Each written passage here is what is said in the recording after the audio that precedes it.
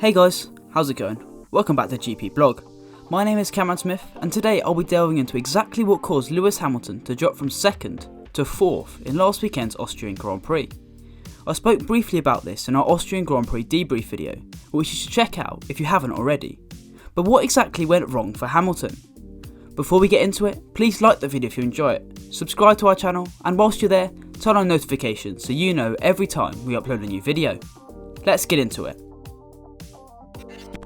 As I'm sure you're aware, Hamilton suffered damage in the race and it cost him a place on the podium. He lost further ground to Max Verstappen in the championship, and an 8th world title seems to be slipping from his grasp.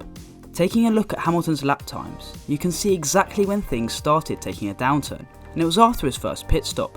Comparing his lap times with Mercedes teammate Valtteri Bottas, Hamilton most certainly had the upper hand in the early stages.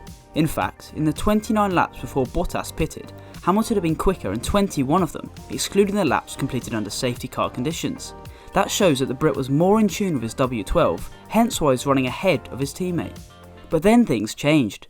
How did Hamilton suffer damage? After the race, Mercedes team principal Toto Wolff revealed where he believed the floor damage came from. He said, "I think it was around lap 30, out of turn 10, where there's a pretty aggressive curb." This would give an explanation to Hamilton's sudden lack of speed, which was evident after he pitted on lap 31. What happened after Hamilton pitted? Suddenly, the floor damage to Hamilton's car became increasingly apparent. As mentioned, he was significantly quicker than Bottas before he stopped, but afterwards it was a completely different story.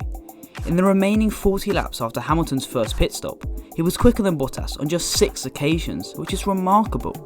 That meant that Bottas was quicker than Hamilton in 41 of the 71 laps, despite being much slower in the early running. It truly was a nosedive in speed for the 7-time world champion.